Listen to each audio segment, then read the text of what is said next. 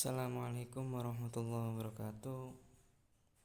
Pada kesempatan kali ini saya Abdul Muzaki akan memaparkan materi mengenai kekerasan simbolik di sekolah mengenai sebuah ide sosiologi pendidikan dari Pierre Bourdieu.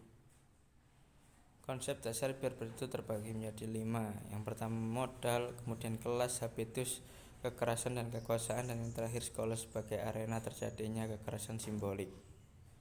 Modal dimaknai sebagai sekumpulan sumber daya, baik materi maupun non-materi, yang dimiliki seseorang atau kelompok tertentu yang dapat digunakan untuk mencari tujuan. Modal yang dimiliki seseorang atau kelompok tertentu akan menentukan posisi mereka dalam struktur sosial.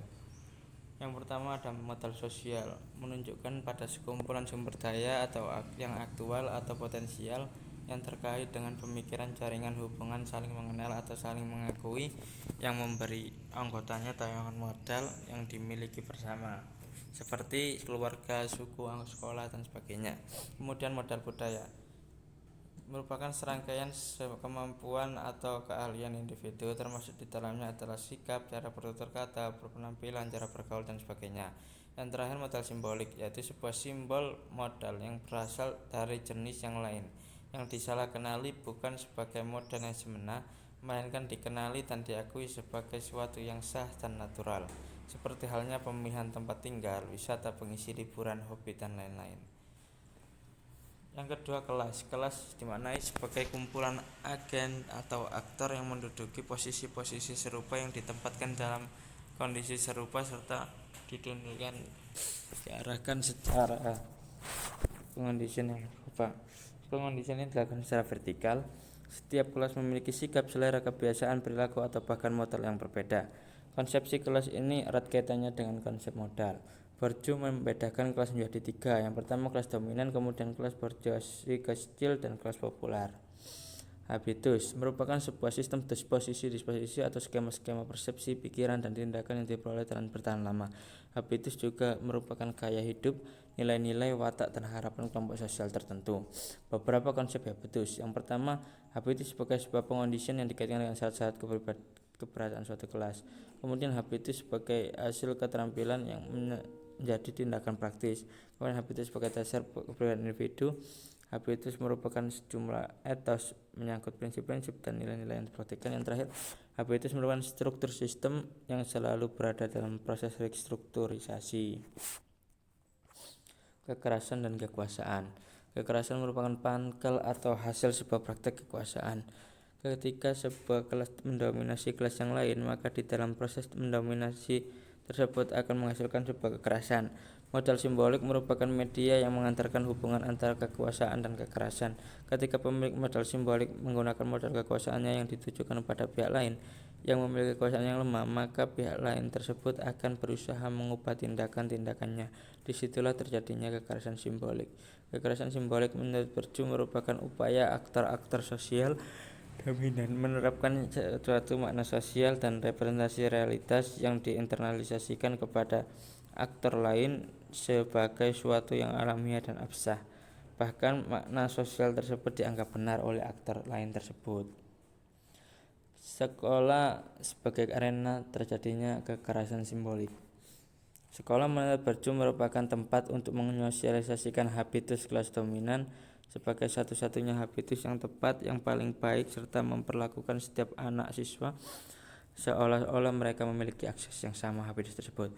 Bagi kalangan elit, pendidikan merupakan kelanjutan kelangsungan pewarisan budaya dan bagian dari strategi kekuasaan. Sedangkan untuk kalangan miskin, sekolah merupakan simbolisasi akses ke kalangan elit. Banyak kegiatan-kegiatan di sekolah yang hal ini lebih banyak menyediakan habitus kelas dominan. Dengan demikian, sekolah telah menjadi tempat yang paling strategis untuk berlangsungnya praktek-praktek kekerasan simbolik. Kekerasan simbolik dalam kalimat.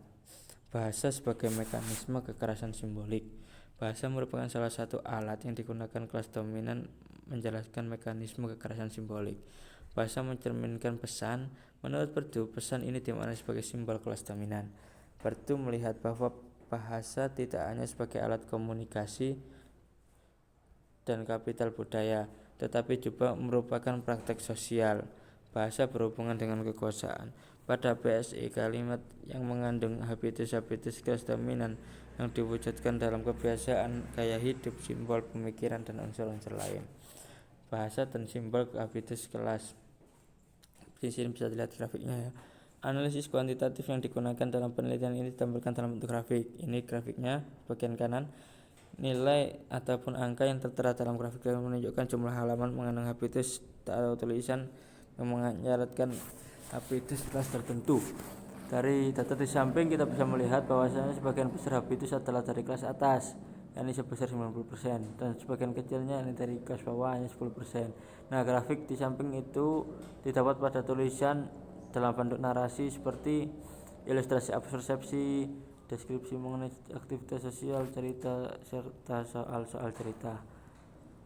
Kemudian ini adalah grafik jumlah halaman yang mengandung habitus menurut pembagian kelas di sebelah kiri dan menurut mata pelajaran di bagian kanan. Dua-duanya menunjukkan bahwasanya habitus kelas dominan lebih mendominasi daripada habitus kelas bawah.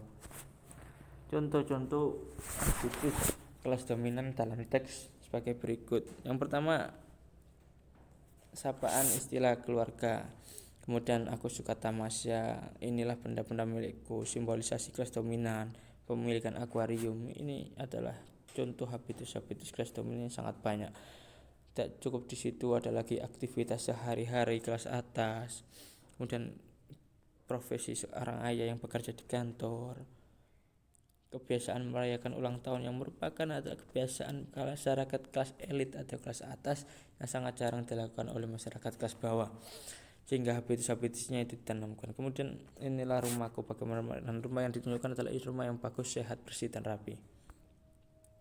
Kemudian aku menabung di bank, inilah profesiku, profesi yang ditunjukkan oleh pekerjaan di kantor. Nah, sekian banyak habitus kelas bawah dalam teks. Mari kita bandingkan dengan habitus kelas bawah dalam teks PSE ya. Di sini hanya ada sedikit habitus kelas bawah dalam teks PSE. Yang pertama, inilah profesiku, aku tinggal di kampung. Aku harus bekerja membantu orang tuaku dan permainanku sangat sederhana. Kalimat yang menggambarkan habitus kelas bawah jauh lebih sedikit dari kelas atas. Kemudian kekerasan simbolik melalui gambar. Bisa dilihat dulu grafiknya. Cover merupakan salah satu deskripsi habitus dalam gambar cover. Cover merupakan salah satu bagian utama dalam sebuah buku yang mampu menarik perhatian pembaca buku. Hasil pengamatan pada cover di PSE, sebagian besar cover menggambarkan habitus kelas atas. Nah, dari grafik di samping itu bisa dilihat bahwasanya menunjukkan bahwa habitus kelas atas sangat mendominasi dalam cover-cover PSE. Berikut di kiri adalah cover PSE dari kelas atas dan di kanan adalah cover PSE dari kelas bawah yang sering kita jumpai di buku-buku pembelajaran. Akan sangat banyak kita temui daripada cover yang menggunakan habitus kelas atas daripada habitus kelas bawah seperti ini. Deskripsi gambar habitus dalam gambar ilustrasi bisa dilihat grafiknya terlebih dahulu. Gambar ilustrasi berfungsi untuk menarik perhatian siswa sehingga mereka dapat lebih bersemangat dalam membaca buku tersebut. Berikut hasil pengolahan gambar yang ditampilkan melalui grafik. Data yang diperoleh menunjukkan jumlah halaman yang di dalamnya memuat gambar habitus tertentu. Grafik menurut pembagian kelas. Di kiri itu adalah grafik pembagian kelas, yang di kanan adalah grafik menurut mata pelajaran. Nah, di sini akan kita perlihatkan contoh-contoh habitus kelas dominan dalam teks PSE. Yang pertama, kita disajikan gambar ayahku sedang mencuci mobil, pekerjaan sang ayah di kantor, asiknya pergi tamasya bersama keluarga. Menunjukkan gambar menunjukkan kondisi rumah yang sehat dan bersih. Kemudian ditunjukkan dengan rumah yang sangat luas dan lengkap. Kemudian kebiasaan menonton televisi yang merupakan habitus dari kelas dominan. Kemudian pesta ulang tahun, foto anak-anak sedang bermain musik, permainan yang biasa modern yang biasanya dilakukan oleh masyarakat kelas atas. Kemudian benda-benda di rumahku seperti akuarium. Cukup sangat banyak tadi habitus kelas atas dalam gambar. Akan kita bandingkan dengan habitus kelas bawah dan PSI-nya. Di sini hanya ada 4 kurang lebih. Yang pertama adalah kepekerjaan seorang kelas bawah yang bekerja di sawah, membajak sawah mengenakan kerbau. Kemudian aktivitas sehari-hari seorang anak yang membantu ibunya mencuci pakaian. Kemudian permainan yang sangat sederhana, bermain congklak, permainan tradisional yang jauh dari kata elit.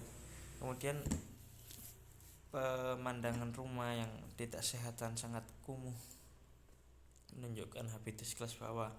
Nah, perbandingan antara gambar habitus kelas atas dan kelas bawah ini sangat timpang. Sangat banyak ditunjukkan habitus kelas atas dalam semua teks PSE maupun gambar PSE daripada kelas bawah. Sekian presentasi dari kelompok kami. Terima kasih sudah meluangkan waktu untuk membaca dan mendengarkan presentasi dari kami. Sekian, ihdinas siratal mustaqim. Assalamualaikum warahmatullahi wabarakatuh.